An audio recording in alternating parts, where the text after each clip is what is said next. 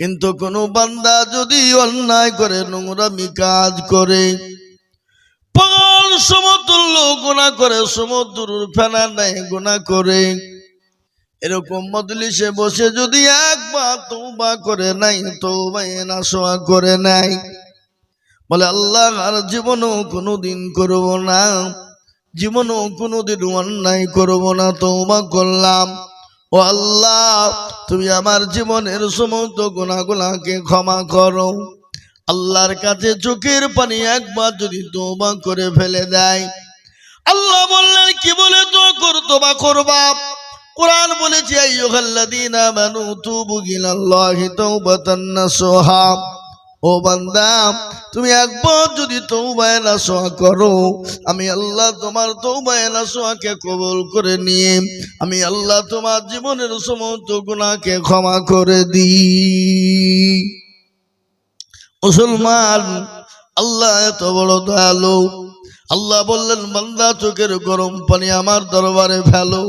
আর ওই এক ফোঁটা চোখের গরম পানি পৃথিবীর কারো কাছে দাম না থাকতে পারে, পৃথিবীর কেউ মূল্য দিতে না পারে, প্রত্যেকটা মানুষের কাছে মূল্যহীন হতে পারে, কিন্তু আমার আল্লাহ দরবারে কেউ যদি এক ফোঁটা পানি ফেলে দেয়, ওই এক ফোঁটা পানি আল্লাহ তার দরবারে কবুল এবং কবুলিয়াত হয়ে যায়। আল্লাহ বলেছে বান্দা আমি সব সহ্য করতে পারি, কিন্তু কোনো বান্দা যদি চোখের পানি ফেলে দেয়, আমি আল্লাহ সহ্য করতে না পেরে আমি তার জীবনের সমস্ত গুনাহকে মাফ করে দিয়ে আমি আল্লাহ তাকে নিষ্পাপ এবং নিষ্কলঙ্ক বানিয়ে দিই। চিন্তা করে, এ বাবা, আমরা তওবা জানি, তওবা করি, এ জীবনে না করিলাম বন্দেগি, তওবা করে গুনাহ করে কাটাইলাম জিন্দেগি, গুনাহ করে কাটাইলাম জিন্দেগি, তওবা করে আবার তওবা ভাঙ্গিলাম, অবশেষে খাঁটি তওবা করিলাম, অবশেষে খাঁটি তওবা করিলাম। সকলেরই দরজা হইতে ফিরিয়া আপনারও দরজায় রইলাম পহরিয়া, আপনারও দরজায় রইলাম পহরিয়া। এত গুনাহ করছি আমরা জীবনে, ক্ষমা করো মাবুদ আল্লাহ, বান্দারে ক্ষমা করো মাবুদ আল্লাহ, বান্দারে তুমি যদি ক্ষমা না করো বান্দারে, বলো তো বান্দা যাবে কার দ্বারে, বলো তো বান্দা যাবে কার দ্বারে। এত যত্ন করে বানায়াছো এ বান্দারে, কেমনে তুমি জাহান্নামে ফেলিবে কেমনে তুমি জাহান্নামে ফেলিবে। এ মুসলমান দরদি আমার ভাইরা, আল্লাহ রাব্বুল আলামিনের দরবারে হাতটা তুলে ওই মানুষটা কান্না করে চোখের পানি গড় গড় গড় গড় গড় গড় করে ঝরিয়ে দেয়, তওবা করে বলল, আল্লাহ আর জীবনেও কোনোদিন অন্যায় করব না। ও আল্লাহ, তওবা করে নিলাম, তুমি ক্ষমা করো, মাফ করো। আল্লাহর কাছে চোখের পানি যখন ফেলে দেওয়া হলো, কিছুক্ষণ পরে আল্লাহ তার দোয়াকে কবুল এবং মঞ্জুর করে নেয়। হযরতে মুসা নবী আলাইহিস সালাম বলছে, আল্লাহ একজন মানুষ তো মজলি থেকে উঠলো না, আর তুমি বললে মজলি থেকে না উঠলে তার জীবনে আমি তাকে ক্ষমা করব না, এমন কি তাকে আমি না জানি গজমখানা দিয়ে দিতে পারি। ও আল্লাহ, একজন মানুষ মজলি থেকে মজমা থেকে কেউ উঠলো না। আল্লাহ বলে, মুসা রে, বলে কি হলো? আমি আগেই তোকে বলেছি নিয়ালামু মা লা তা'লামুন। ও মুসা, আমি যেটা জানি সেটা তো জানি, বলে না জানি না, কিন্তু মাবুদ গো, কেউ তো একজন উঠলো না, তুমি নিজে বললে। আল্লাহ বলে, মুসা রে শোন, মুসা শোন, আমিও বলেছিলাম বটে, কিন্তু এই মানুষটা অন্যায় করে চোখের পানি ফেলে বলল, আল্লাহ আর যেমনও কোনোদিন অন্যায় করব না, কোনোদিন গুনাহ করব না, নোংরামি করেছি, পৃথিবীর কেউ জানে না, পৃথিবীর কেউ বলতে পারবে না। ও আল্লাহ, এতগুলা মানুষের সামনে আমাকে বেইজ্জতি করো না। আল্লাহর কাছে চোখের পানি ফেলেছে রে মুসা, আমি আল্লাহ সব সহ্য করে ফেলি, কিন্তু আমার বান্দার চোখের পানি আমি সহ্য করতে পারি না। ও মুসা শোন, আমি তার জীবনের সমস্ত গুনাহকে মাফ করে দিয়ে, আমি আল্লাহ তাকে ক্ষমা করে দিয়ে, আমি তার উপর রাজি হয়ে আমি আল্লাহ দোয়াকে মঞ্জুর করে নিয়েছি। একবার বলা যাবে না সুবহানাল্লাহ? এ মুসলমান, আল্লাহ এত বড় দোয়া। আল্লাহ তার বান্দাকে কতটা ভালোবাসেন, মা তার সন্তানকে যত না ভালোবাসেন, তার লক্ষ কোটি গুণ ভালোবাসেন কে? আল্লাহ। আসমানের মালিককে, জমিনের মালিককে, ব্রেনের মালিককে, এই জীবন যৌবনের মালিক একজন, তিনি হলেন আল্লাহ। এই যে ব্রেন, এই ব্রেন আল্লাহ দিয়েছেন, এই ব্রেনটার মালিক হলেন তিনি। এই ব্রেনটা আল্লাহ কত সূক্ষ্ম করে বানিয়েছেন জানেন? আমরা জানি না, উপলব্ধি করতে পারি না। আমাদের দেশে আগে ছোট ছোট মোবাইল থাকতো, ছোট্ট মোবাইল, তার মধ্যে মেমোরি থাকতো, মেমোরি কার্ড, ছোট্ট কার্ড থাকতো, জানেন না? জানেন না আপনারা? আপনাদের দিকে ছিল না? ছিল না গো? ছোট মেমোরি। ওই মোবাইলে মেমোরি কার্ড দিয়ে কম্পিউটারে গিয়ে বলতো, ভাই এটা ডাউনলোড করে দাও, অমুক দাও, তমুক দাও, গান দাও, সিরিয়াল দাও, বই দাও, সিনেমা দাও, ইত্যাদি ইত্যাদি দাও। যার যেটা ভালো লাগতো সে সেটা ডাউনলোড করতো না? তারপরে কি বলতো? বলে ভাই আর ডাউনলোড করার মতো জায়গা নেই, ফিল আপ হয়ে গেছে, ফুল হয়ে গেছে। কিছুদিন যেতে না যেতে মেমোরি কার্ড বন্ধ হয়ে গেল, চলে এলো অ্যান্ড্রয়েড সেট, বড় মোবাইল, বলে আনলিমিটেড লোড করো। এই লোড করতে করতে করতে করতে লাস্ট পর্যন্ত হ্যাং হয়ে গেল, মোবাইল চলা আর ভালো চলে না। বলে এটা আর চলবে না, এটাকে কি করতে হবে? পাল্টে ফেলতে হবে। হ্যাং করছে, এ চালিয়ে আরাম পাচ্ছি না, মজা পাচ্ছি না। তারপরও কি হয়ে গেল? লোড হয়ে গেল। কিন্তু আল্লাহ রাব্বুল আলামিন আপনাকে আমাকে 50 বছর, 60 বছর, 70 বছর জিন্দেগিতে এই ব্রেনের মধ্যে এমন একটা মেমোরি ফিট করে দিয়েছেন, যে মেমোরি কোনো সময় বলে না আমি আর নিতে পারছি না, পারবো না। এই মেমোরি আপনি যত লোড করবেন লোড হয়েই যাবে, আপনার লোড হয়েই যাবে, কিন্তু পূর্ণ করা যাবে না। কিন্তু এই ব্রেনকে আল্লাহ রাব্বুল আলামিন কত সুন্দর করে বানাইলেন। এই ব্রেনের ভিতর আল্লাহ 56,000 তার দিয়েছেন, তার।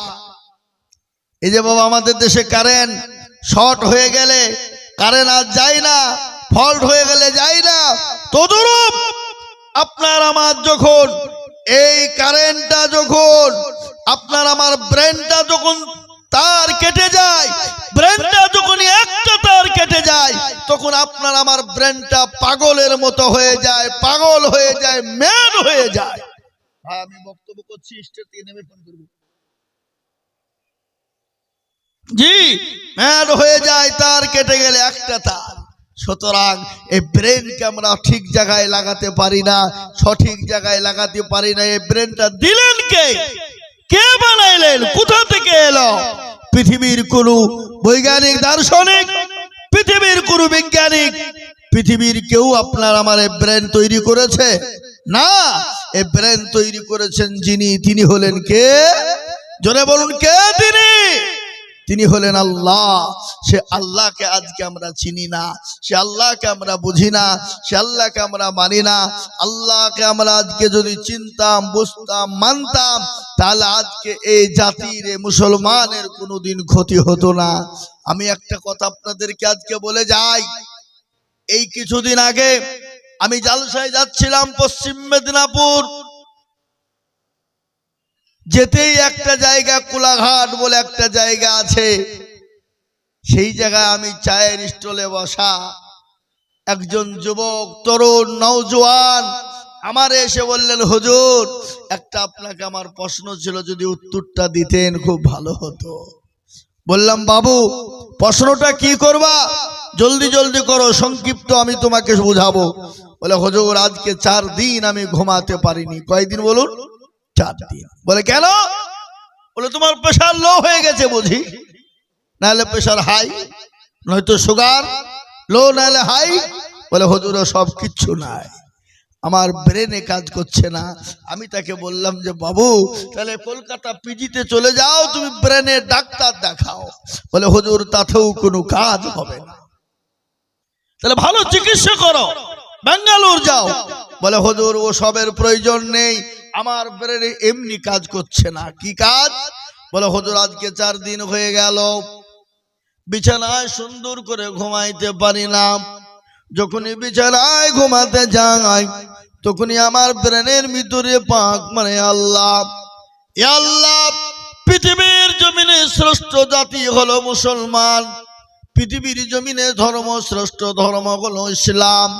ও আল্লাহ, তারপর এই জাতি মার খায় কেন? এ জাতি লাঞ্ছিত কেন? এ জাতি অপমানিত, ঘৃণিত কেন? বলে, হুজুর বিশ্বের দিকে আমি লক্ষ্য করে দেখলাম, সারা বিশ্বের জমিনে মুসলমানরা মার খায়। বলে, হুজুর একটু বলবেন মুসলমানরা কেন মার খায়? আমি বললাম, বাবু মুসলমানরা কেন মার খায় শুনবা। বলে, হুজুর একটু বললে ভালো হয়। বলে, হুজুর একটু দয়া করে মেহেরবানি করে আপনি আমাকে বুঝিয়ে দিন। বলে, পাগল শোনো, গোটা বিশ্বের জমিনে যেটা মুসলমানদের কাছে আছে, সেটা বিশ্বের কোনো জাতি এবং কোনো ধর্মের কাছে নাই। বলে, হুজুর কি নাই? বলে, এটা শোনো কি জিনিস। যে জিনিসটা মুসলমানদের কাছে আছে, সে জিনিসটা অন্য জাতি এবং অন্য ধর্মের কাছে নাই। আর এই জিনিসটা মুসলমানদের কাছে যতদিন থাকবে, মুসলমানরা তত মুসলমানরা মার খাবে, মুসলমানরা লাঞ্ছিত হবে, মুসলমানরা ঘৃণিত হবে। হুজুর কি জিনিস আছে? কি জিনিস? আর এটাও জানো, যেটা সত্য জিনিস তার উপর মহত্ব বেশি হয় না কিনা বলো? বলে, হ্যাঁ হয়। তাহলে সত্য কি শোনো, এখানে কোলাঘাটের বাজারে 2টো বিল্ডিং আছে, 2টো বিল্ডিং, একটা হলো 5 তলা আর একটা হলো 2 তলা। আচ্ছা বলুন তো ভাই, 5 তলা বিল্ডিংটা পূর্ণ ফাঁকা, কোনো জিনিস নাই। আর ওই 2 তলা বিল্ডিং যেটা, তার ভিতরে 20 কিলো সোনা আছে। কয় কিলো? জোরে বলুন। 20 কিলো। চোর বা ডাকাত যারা হবে, তারা চুরি করার জন্য 5 তলায় ঢুকবে না যেখানে মাল আছে সেখানে যাবে? জোরে কর। পৃথিবীর জমিন তেমনি, পৃথিবীর জমিনে যত ধর্ম বর্ণ নির্বিশেষে যত জাতি আছে, যত ধর্ম আছে, সমস্ত জাতি ধর্মর কাছে ফাঁকা।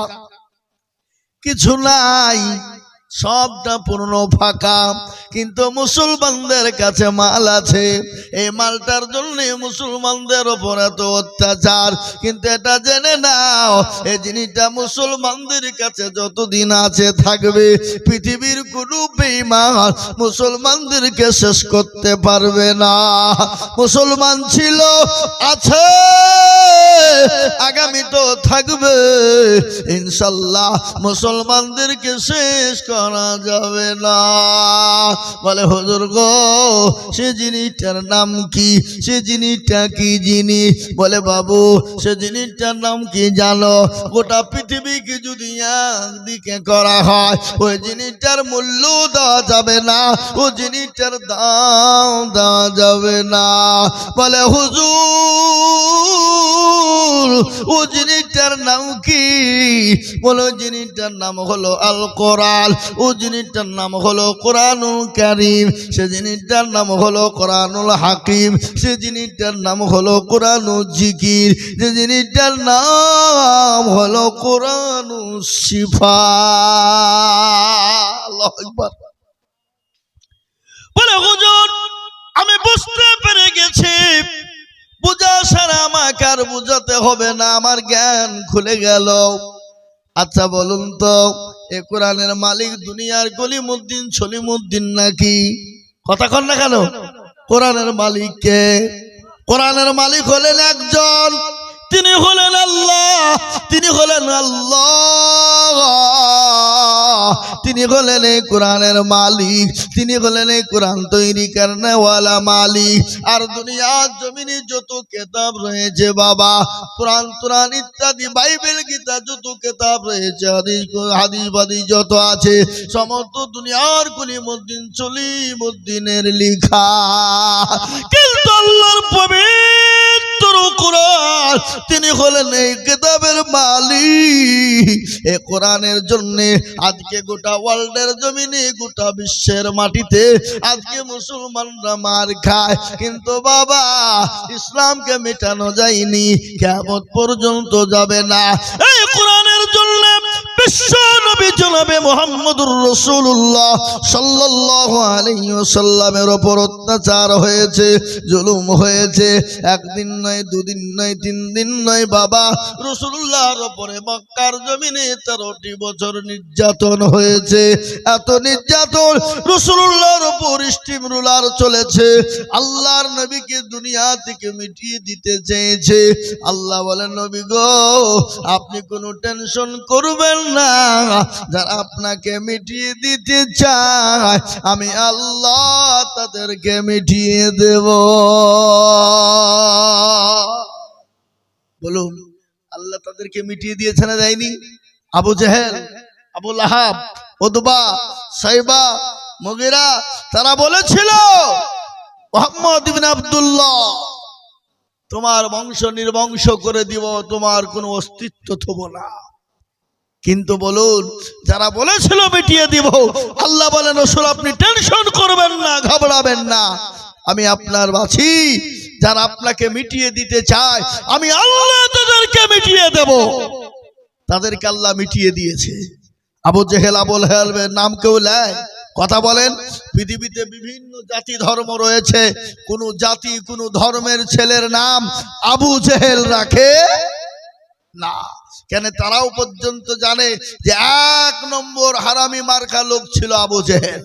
এই হারামখোর যদি না থাকতো, তাহলে আজকে আমরা ইসলামের আওতায় চলে আসতাম, আজকে আমরা কোরআনের আওতায় হয়ে যেতাম, আজকে মুসলমানদের দলে আমরাও বিভক্ত হয়ে যেতাম।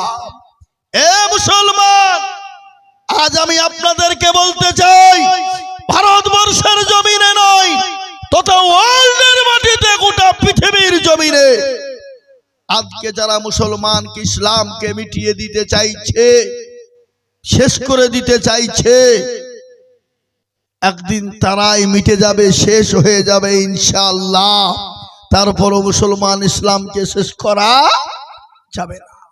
আজকে আমি আপনাদেরকে বলি, ভারতবর্ষের জমিনে আজকে যে মুসলমানদের উপরে যে অত্যাচার চলছে, জি, এই দেখেন কয়েকদিন আগের ঘটনা, বিহারের মাটিতে একজন গাড়ির ড্রাইভার, জি গাড়ির ড্রাইভার, তার কোনো অন্যায় ছিল না, দোষ ছিল না, জবরদস্তি করে বিধিবা দিনের বেলায় দিবালোকে তার গলার গর্দানটাকে আলাদা করে দিল, মুন্ডু কেটে দিল, বিনিময় কি নাম? মুসলমান।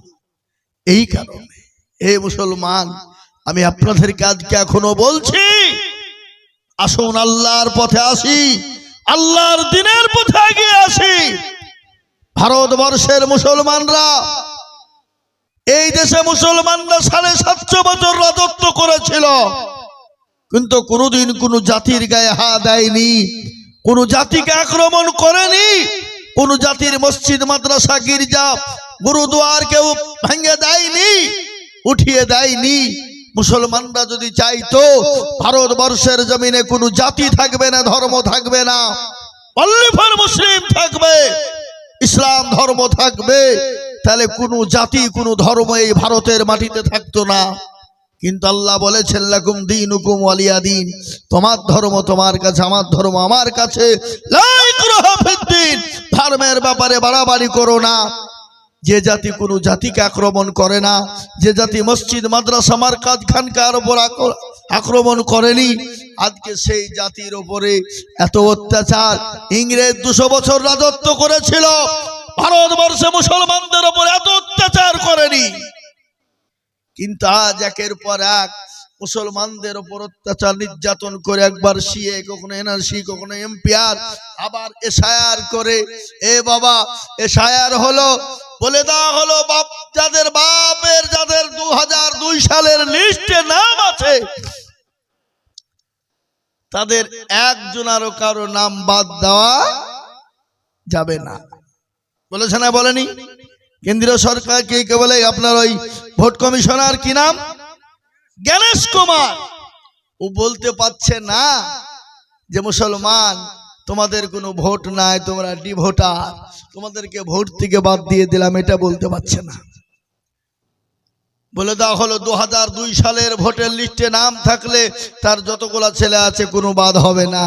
কিন্তু বাপজি দেখতে গিয়ে দেখা গেল পশ্চিম বাংলার মাটিতে যারা বলেছিল রোহিঙ্গা অমুক তমুক, গলায় ধাক্কা দিয়ে বের করব, তাদের নামটা এসে গেল, ওদের অনেকটা লড়ে গেল। বলে সর্বনাশ, কি হলো এটা? একজন মুসলমানের নাম বাদ নাই।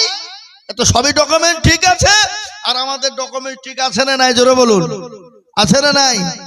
এ বাবা, আপনারা বলুন, আমার 4 ভাই, আমার 3 ভাইয়ের নাম কাগজে এসেছে, একজনের নাম ডিলিট হয়েছে। কি ভুল ছিল তার? কোনো ভুল নাই। বাপে 4টে বেটা, এই জন্য। কি বলছেন আপনারা বলুন?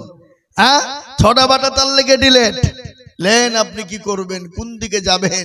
কিন্তু মুসলমানদের ডকুমেন্টস আজ কেন 2002 সাল কেন? আমাদের পূর্বপুরু, বাপ দাদা, তার দাদা, অমুক দাদা, তমুক দাদা যারা চলে গেছেন, তাদের পর্যন্ত যদি আমাদেরকে ডকুমেন্ট দিতে বলে, চাই, তো আমরা মুসলমানরা দিতে পারবো না? পারবো না? কি মনে হয় আপনারা বলুন? যারা আমাদের পূর্বপুরুষ, তাদেরকে তো এই দেশে আমরা মাটি দিয়েছি, তাদের লাশ গলা, মাংস গলা পচে গেল, হাড় তো আছে না নাই? খবর থেকে হাড়গোলাকে কুলে নিয়ে এসে যদি ডিএনএ ভরে দিই, বলে দেবে এই কোথাকার মাল, ভারতের না, বাংলাদেশের না, রোহিঙ্গা। বলবে না? বলবে না? হ্যাঁ। আর আমরা যদি তাদেরকে প্রশ্ন করি, তোমাদেরটা দেখাও, কি আছে ডকুমেন্টস, তাদের আছে দেওয়ার মতো? তাহলে আমরা, এটা হলো ভারতীয়, আমরা এই দেশের মানুষ, আমরা এই দেশকে, আমরা ইংরেজকে তাড়িয়ে স্বাধীন করেছিলাম। আর 25 বছর 30 বছর ধরে ভোট দিয়ে যাচ্ছে, আজকে তার নামে আপনার এসআইআর করতে গিয়ে স্ট্যাম্প মেরে দিয়ে বলছে ডিলিট। এই মাল দেশের লয়। লেন ঠেকাবেন কি করে? আপনি কি করে ঠেকাবেন? পশ্চিম বাংলার মাটিতে কয়েক লক্ষ বাদ গেছে। কত লক্ষ বাদ গেছে ভাই? 27 লক্ষ মানুষের নাম বাদ হয়ে গেছে। এগুলা খালি মুসলমানদের নয় বাবা, যারা লাফালাফি করছিল তাদের নামও বাদ গিয়েছে। কি বুঝতে পেরেছেন না পারেননি আমার কথাটা? এই মুসলমান, কিন্তু যে মুসলমানদের গুলো বাদ গিয়েছে, আমি এটা জোর গলায় বুকে হাত দিয়ে বলবো, হয়তো 2-1টা ভুল ভ্রান্তি হতে পারে, বাদ বাকি সমস্ত মুসলমানদের ডকুমেন্ট ঠিক আছে, ঠিক আছে, এদের ভুল নাই। বুঝতে পেরেছেন না পারেননি? এটা চক্রান্ত করে, কায়দা করে, কৌশল করে তাদেরকে ডিলেট করে ভোটে বাদ দিয়ে ভোটার করে দিয়ে ভোটে জিতার জন্য তারা এটা করেছে। বুঝতে পেরেছেন না পারেননি? কিন্তু পশ্চিম বাংলার মানুষ সচেতন। পশ্চিম বাংলার হিন্দু, মুসলমান, শিখ, ইসাই আমরা কাঁধে কাঁধ মিলে দেশে আছি, থাকবো আগামীতেও। কিন্তু যারা এই চক্রান্ত করে দেশটাকে আমাদের শেষ করে দিতে চায় তাদেরকে একজন মানুষও ভালো নজরে দেখবে না, তাদেরকে ভোট দিয়ে পাস করাবে না। তাই আমি আপনাদেরকে বলবো, বন্ধু আল্লাহর উপর ভরসা করুন। কিন্তু একটা কথা যিনি আমার পূর্বে বলছিলেন মাওলানা হাফেজ আপনার কি হিলাল উদ্দিন সাহেব কি বলছিলেন, না আমাদের সভাপতি বলছিলেন যে ডিলেট হয়ে গেছে, এসআইয়ের নাম নাই বলে এত ভয়, কেঁদে বেড়াচ্ছে। কি হবে, কি হবে, ডিটেনশন ক্যাম্পে যেতে হবে নাকি, কি হবে? কিন্তু বাবা ডিটেনশন ক্যাম্প হলো দুনিয়ার জমিনটাতে থাকবেন, কিন্তু তার থেকে বড় ডিটেনশন ক্যাম্প হচ্ছে কবর। কি বলছেন আপনারা বলুন? ওই দেখা যায় কবরস্থান, ওটাই মদের ঘর, ওই ঘরেতে থাকবো মোরা সারা জীবন ভর। মুসলমান দুনিয়া জমিনে ডিটেনশন ক্যাম্পে ভরে দিবে, কষ্ট হবে, কি হবে না হবে, বিবি বাচ্চা ছেলে মেয়ের কি হবে, জমি গাড়ি বাড়ি সম্পদের কি হবে। কিন্তু আপনাকে তার থেকে বড় ডিটেনশন ক্যাম্প হলো কবর। আমি বলবো মুসলমান আল্লাহর উপর যদি ভরসা থাকে রে বাবা, আল্লাহওয়ালা যদি হয়, মসজিদ মুখী, দিলমুখী, ইমানমুখী, কলমাওয়ালা যদি হয়ে যাও, আল্লাহর তরফ থেকে মাদাদ আসবে, পৃথিবীর কোনো বেঈমান ক্ষতি করতে পারবে না।